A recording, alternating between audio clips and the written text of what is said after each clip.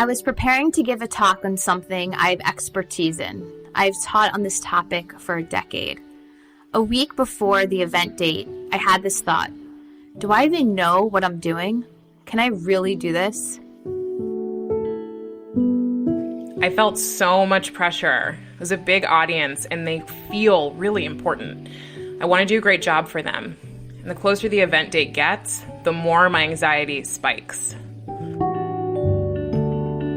My mind was racing and feeling like I didn't know what I was doing. There was a fear of, quote unquote, being found out. There was also this avoidance, not wanting to work on my presentation. And on a side note, isn't it weird that the anxiety can trigger resistance to preparing? It came in waves for a couple of days. I talked to my coach about it, and she helped me reframe it and look at it from another perspective. She also helped me find the humor in it by asking this question: what evidence do you have that you do know what you're doing? How many times have you presented on this topic before? Remember the glowing feedback you got from the last group? Can you go ahead and read that again?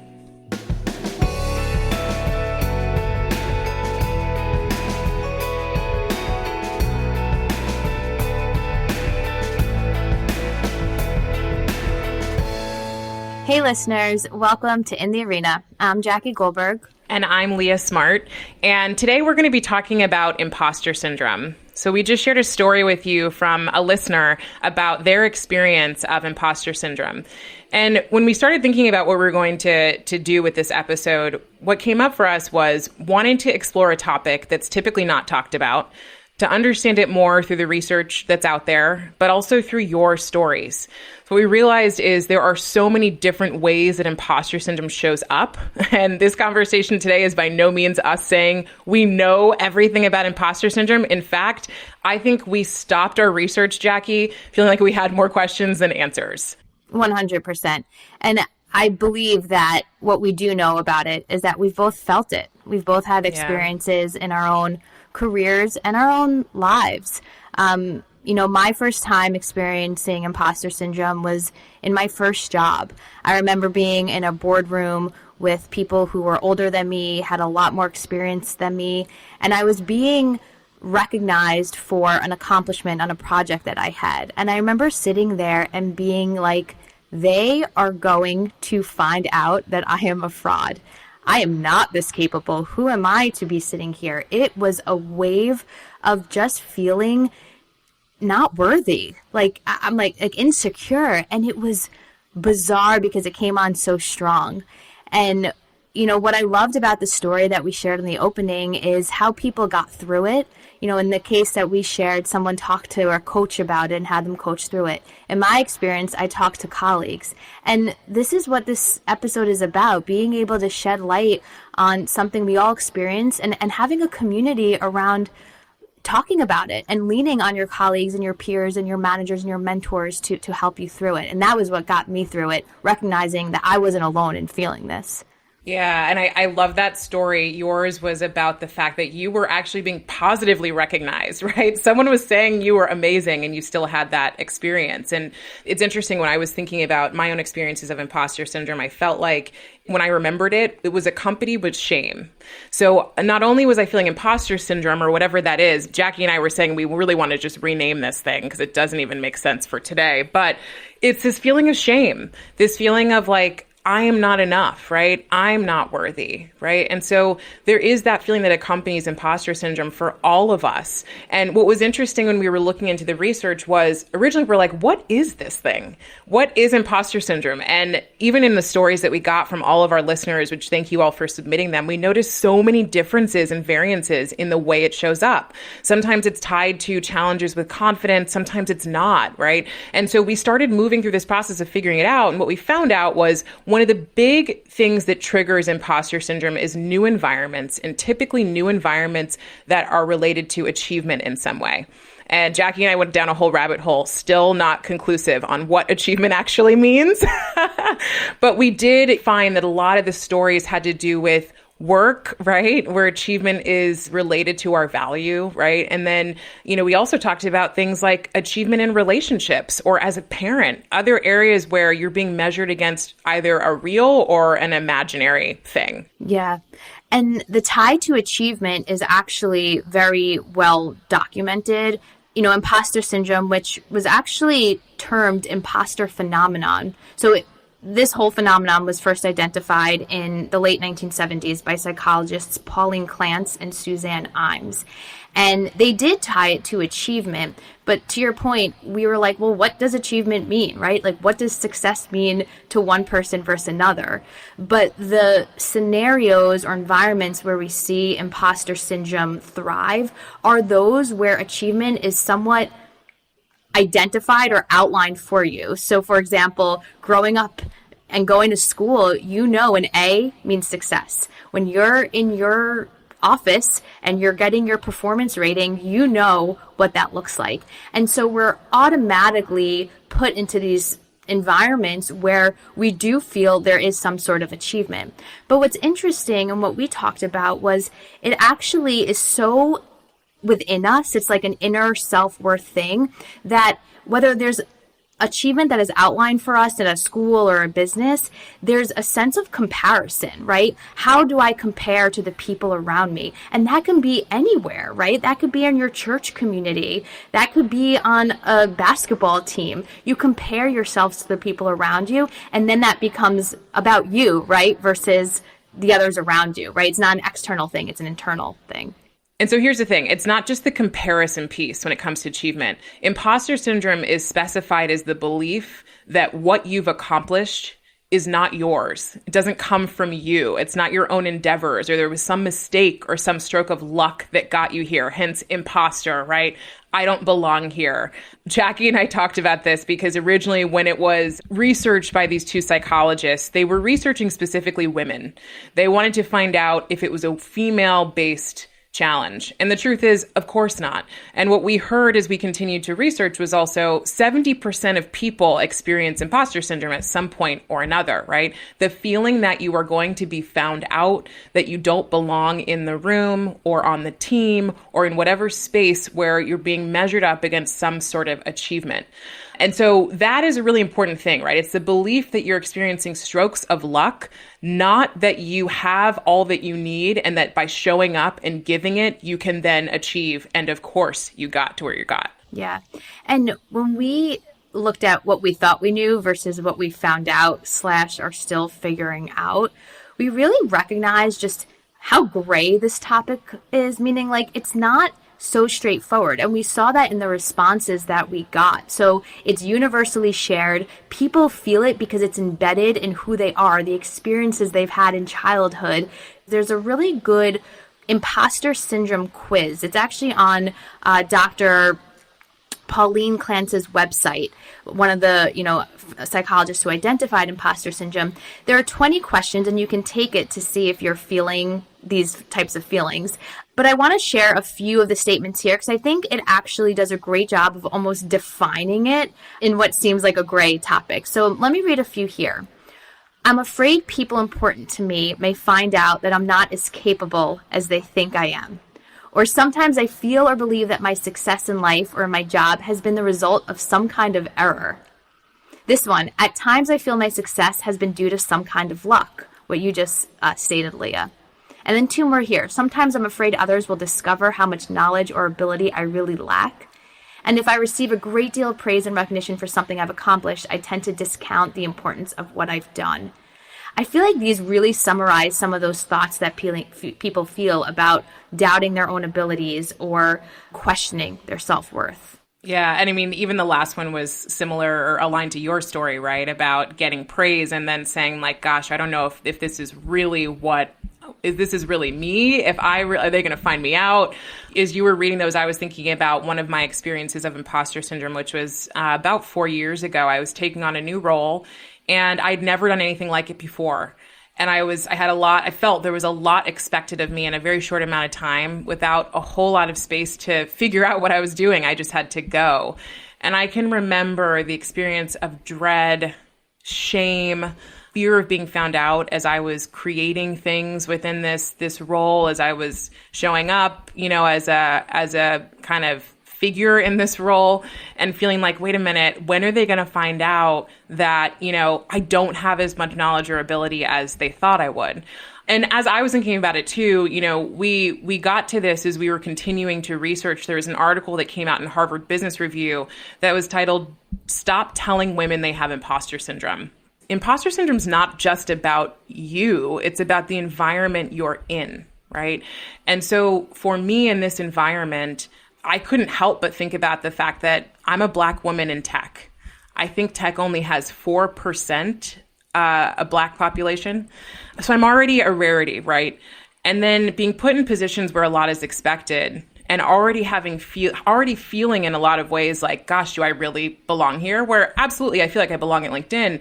But, to have that in the back of your mind running, to always know that you are in the minority, that a lot is expected of you, and that if you don't deliver, it's almost, we've been taught, it's almost doubly as bad as if you don't deliver when you're a different race or when you're not a minority.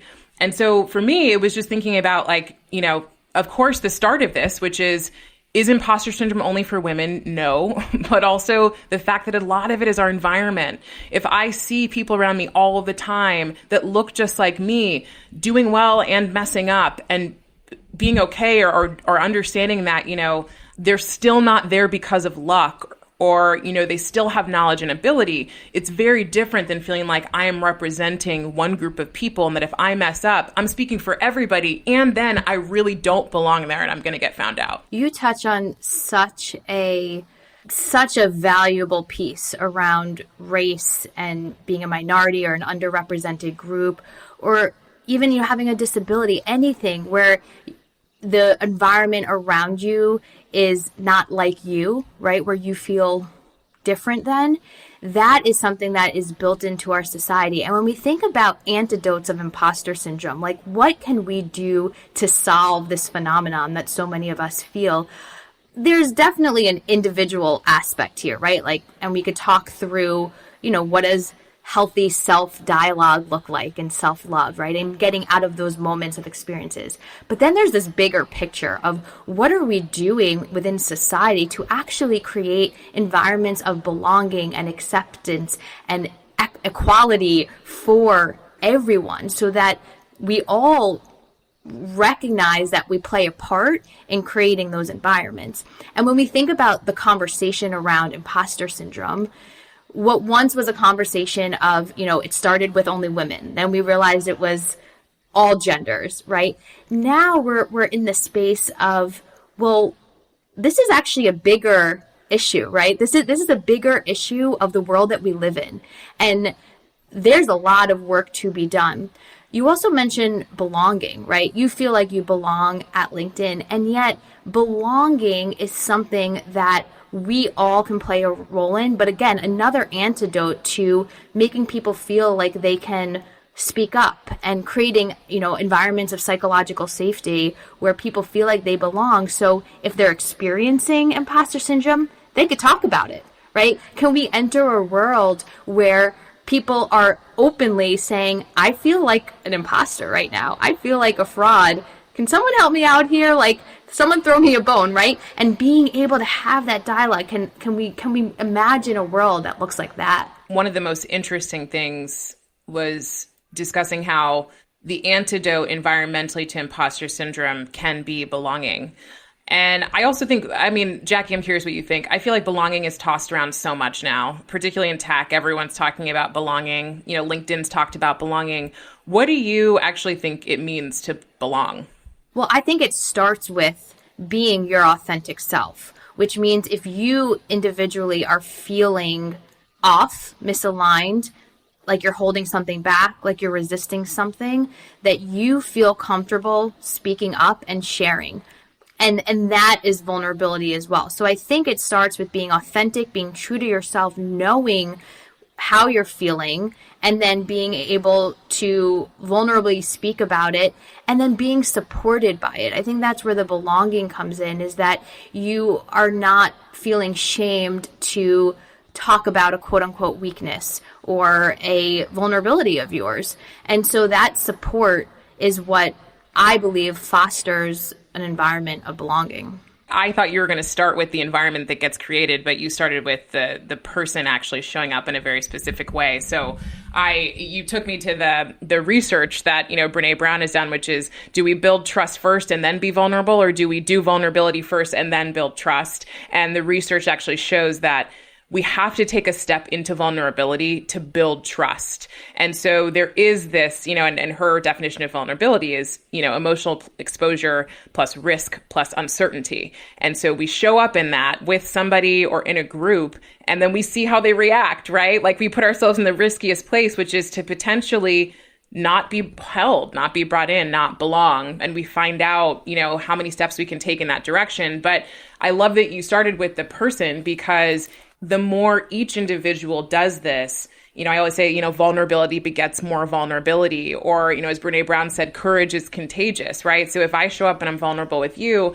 then you're probably going to show up and be vulnerable with me, right? And then it's permission to be more vulnerable. And then we, as a collective, in a relationship or in a group or on a team, start to create the space of feeling like I can say these things without being dropped, right? Without somebody saying, without being ignored or, shunned because I feel a specific way. Or judgment. Or judged. Yeah. Yep. It all starts with us, right? It has to start with the individual, because we are what makes up the world, right? Like, we can't look to others to create a space. We have to be the people to create that space. And I want to go back on something you spoke about before as it relates to diversity. There is a podcast called The Why Factor, and there's an episode specifically on imposter syndrome, and there's this one quote that they have here. It says, the more people who look like you, the more confident you feel. And I remember writing that down and being like, yes, that makes sense. And it's the opposite as well, right? The more people who don't look like you, the less confident you feel. And so when we think about the environments that we're trying to create in our offices, right, around hiring more underrepresented groups, building equity in the workplace, it is so important for us to bring in people with diverse backgrounds so that we are creating this equal playing field, and we're not creating this environment where you're just surrounded by people who look like you. Yep. And I mean, it goes beyond race, right? It's all social identities that exist that could make you feel different, right? Socioeconomics, gender, race, English as a second language, right? We talked about this, just people who have accents that may feel they're an imposter, right? When they show up into a room with a group of people who maybe don't have American accents, or being an American and showing up in a room with a group of people who do not have those accents. And so there are so many different ways that this shows up, religion, Jackie, being Jewish. Everybody's got this in some way, shape, or form. And so the more we're all together, the more we bring more social identities into the same space, the less space there is to feel like an imposter, right? And so I think the first thing that we can really do is start talking about it more. That's really where a lot of this starts to dissipate. If we don't talk about it, then we don't get to see how many other people experience it. We feel more alone, and then we don't get to flourish in a lot of environments that we're in. Part of the reason this topic excites me, and it's just, I'm realizing it now as we're talking, Jackie, is, I love positive psychology, which is the psychology of human flourishing, right? Not all the things that can go wrong, which is really what imposter syndrome is based in, but all the things that can go right. And things can go right in more environments if we can talk about them, because it frees people up to then say, this is what I'm experiencing, and it dissipates. There's some research from, Dan Siegel, who says, name it to tame it. And I'm sure we've talked about that before on this podcast. Name it to tame it. When you can name what you're experiencing, literally your brain sends signals that are calming to your body. But you can also, again, get out there and say, this is what I'm going through. And I promise you, It's like when you're in school and people said there's no dumb questions. If you have a question, somebody else probably has it. And you were still probably nervous to ask the question, but the reality is somebody else probably had it. It's the same thing with imposter syndrome, or whatever Jackie and I are going to rename it to. You make a great point about naming it. One of the stories that we collected around someone presenting a workshop to a really important internal client group, and something that this person has done so many times. It's a key part of this person's job, but this person felt a little triggered, in particular, given the seniority of the people in the room. But what helped this person overcome it was just to name it, right? And speak about it with his co-facilitator directly before the presentation. So, when we talk about ways to overcome it individually, naming it comes after being able to identify it, which is the first part. Really knowing when it's your negative self-talk, almost that inner critic, right? That is telling you you're not capable, that you're not worthy, that you're a fraud, all of that. Being able to name that and then talk to someone is one of the things that we can do. But in this particular example, I love it. The co-facilitator said to him, I don't want to tell you not to feel like an imposter. It really does happen to all of us. You've done this before and are well respected.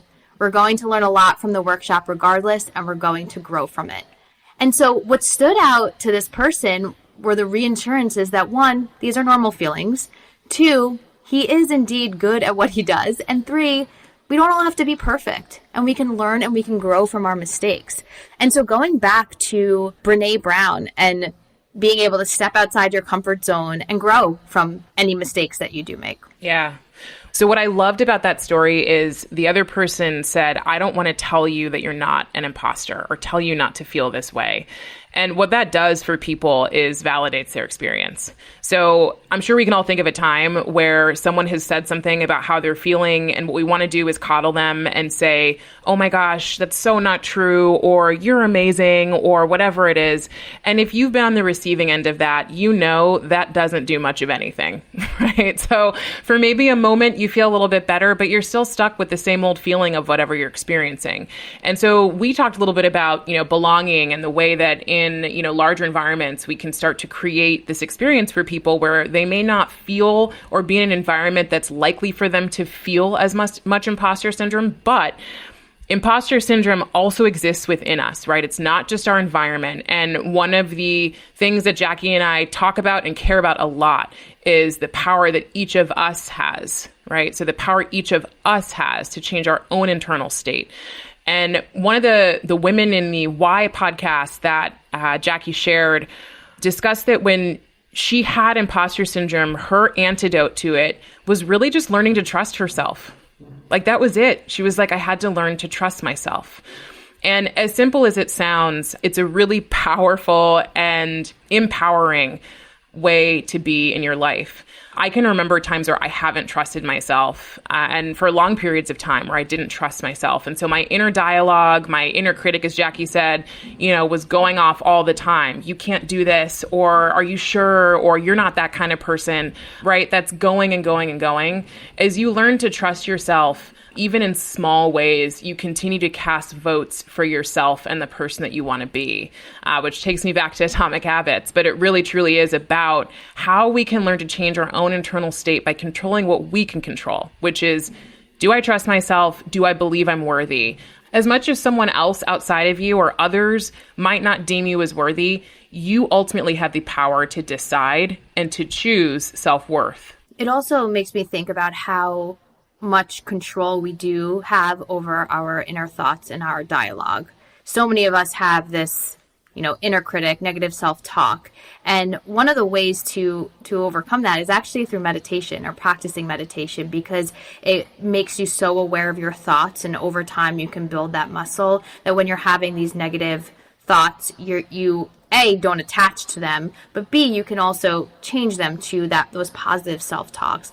One of the exercises I like to do just as a coach with some of my clients is looking at these thoughts as, are they fact or are they interpretation? So if you say them out loud and you ask yourself, is this a fact? majority of the time, it's not. It's just your own interpretation. And then being able to reframe that into a positive way. Ways to combat, imposter syndrome internally. I loved this recommendation, again, from this Y Factor episode, about creating a checklist of all of your accomplishments. So if you're experiencing imposter syndrome at work in the moment, sitting down and writing, actually, here are the successful projects that I've had. Are they successful? Yes.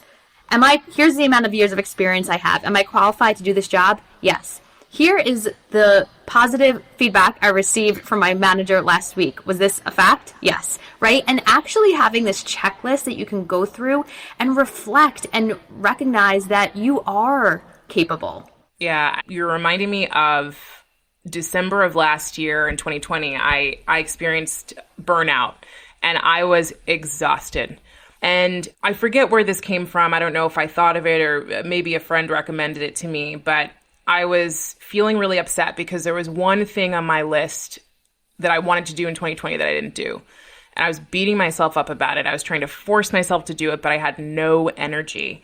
And so what I did was I had to let it go because I knew it wasn't going to happen. But I also made a list of everything that I had accomplished in 2020. And when I made that list, I was like, holy crap. Like, I did not even realize how much I had done. All I was focusing on was the one thing I hadn't done, right? Like, doesn't matter that I've done, all these things. The list is exhaustive, that if I read it to one friend just to like say it out loud and be heard and witnessed, and this person was like, you're insane, right? But to me, all I could look at was the one thing that I didn't do.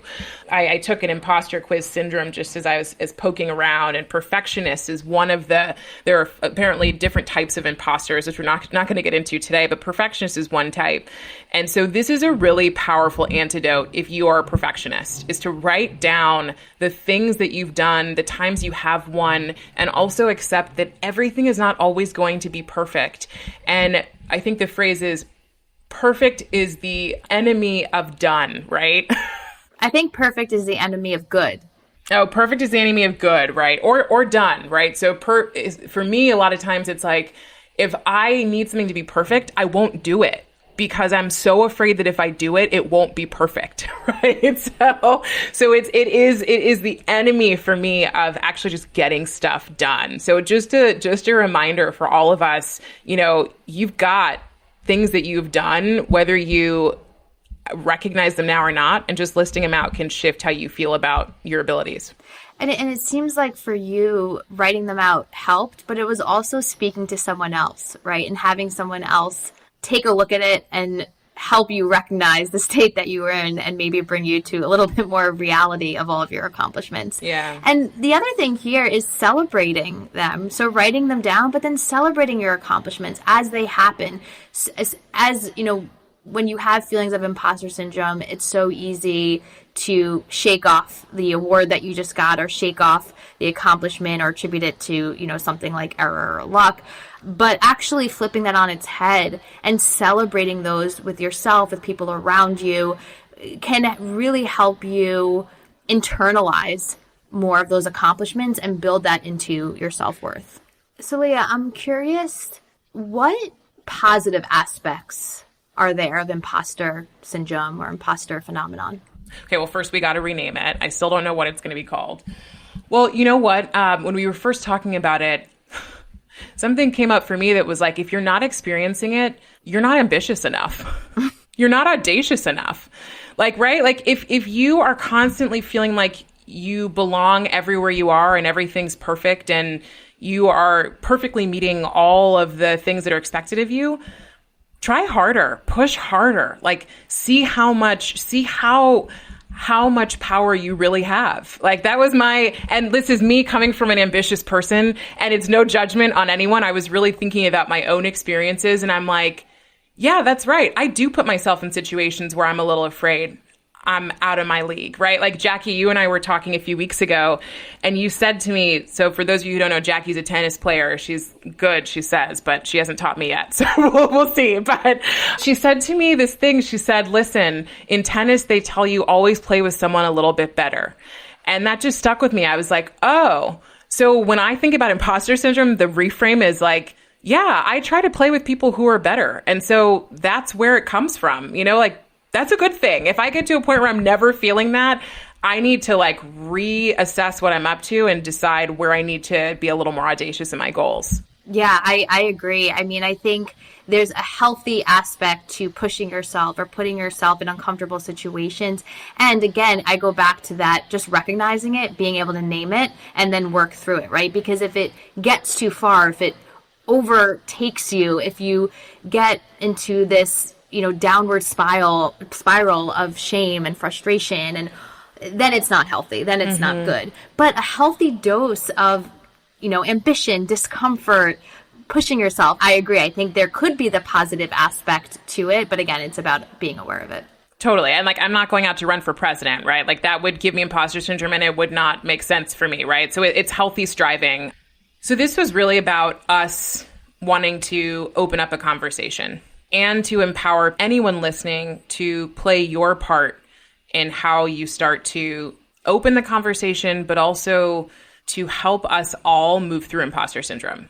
So as you're thinking about where it shows up for you, also start thinking about the environments where maybe you are advertently or inadvertently letting it perpetuate, right? And so where can you be a little more honest about how you're feeling? Where can you call out how we might be creating environments that could perpetuate this, and just really being aware of your impact. So back to where Jackie began, it's really about how we show up as individuals. And as each of us do this, we can make changes in the world. Thank you so much for joining us today in the arena, and for all of our listeners who shared imposter syndrome stories with us. If you have any ideas for new names of this thing that sounds kind of like an illness, but isn't one, please let Leah and I know. We'd love to brainstorm and have some fun with that with all of you. Thanks for joining us on the journey. And you can find us on iTunes, Spotify, and Audible. And we'll see you here next time. Have a great day, everyone.